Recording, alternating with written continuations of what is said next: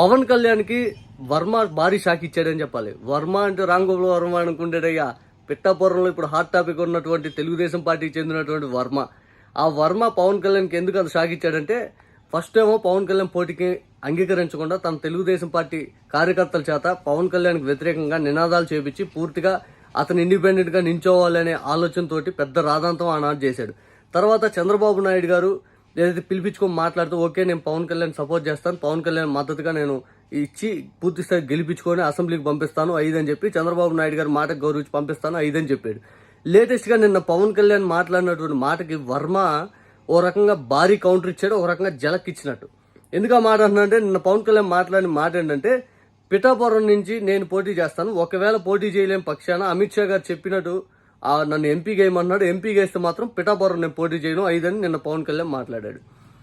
దానికి పిఠాపురం నేను పోటీ చేయని పక్షం ఉదయ్ చేస్తాడు అని చెప్పాడు. అక్కడ చెప్పడంతో వెంటనే వర్మ సీన్లోకి వచ్చేసి, పిఠాపురంలో పోటీ చేస్తే పవన్కే మద్దతు ఇస్తా, ఇన్ కేస్ పోటీ చేయకపోతే ఖచ్చితంగా నేనే పోటీ చేస్తాను, ఉదయ్ లేదు గిదయ్ లేదు 5 అని చెప్పి వర్మ చెప్పడం ఇక్కడ సంచలనానికి దోవతీసింది. ఓ రకంగా పవన్ కళ్యాణ్ భారీ జలకు పొత్తులో భాగంగా పవన్ కళ్యాణ్ పిఠాపురం ఆ సీటు కోరుకున్నాక చంద్రబాబు నాయుడు గారు కనీసం గౌరవార్థంగా ఇంకా పూర్తి స్థాయిలో పిఠాపురం అనే ఆశలు వదిలేసుకో వర్మ అని చెప్పాల్సిన బాధ్యత చంద్రబాబు నాయుడు గారి పైన ఉంటుంది. చంద్రబాబు నాయుడు గారు అది చెప్పకుండా పూర్తిగా పవన్ కళ్యాణ్ మద్దతు, పవన్ కళ్యాణ్ పోటీ చేస్తాడు అన్నది చెప్పడంతో వర్మ ఈ ఆలోచన పెంచుకున్నాడు. అదేదో జనసేనది, అది ఎవరేం పోటీ చేసుకోండి మనకు సంబంధం, నాకు గెలిపించాల్సిన బాధ్యత నీ పైన ఉంటుందంటే ఖచ్చితంగా వర్మ ఆశలు వదిలేసుకున్నాడు. చంద్రబాబు నాయుడు డబుల్ గేమే, ఇక్కడ పవన్ కళ్యాణ్ వచ్చి అలాగే ఆడుతుండే. పవన్ కళ్యాణ్ పోటీ చేయలేకపోతున్నాడు జగన్మోహన్ రెడ్డి గారి దెబ్బకి.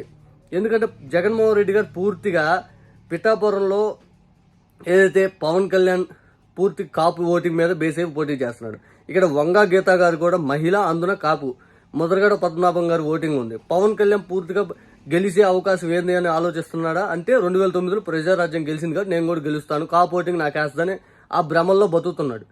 బహుశా పవన్ కళ్యాణ్ మహిళా చేతిలో ఓడిపోవడానికి అతిపెద్ద టాస్క్ ఇది. అతిపెద్ద ఈజీగా వెళ్ళిపోతారులే, ఇంకా టాస్క్ బోసుకే ఉంది. పవన్ కళ్యాణ్ పిఠాపురంలో ఎదురు దెబ్బ మామూలు తగలదు.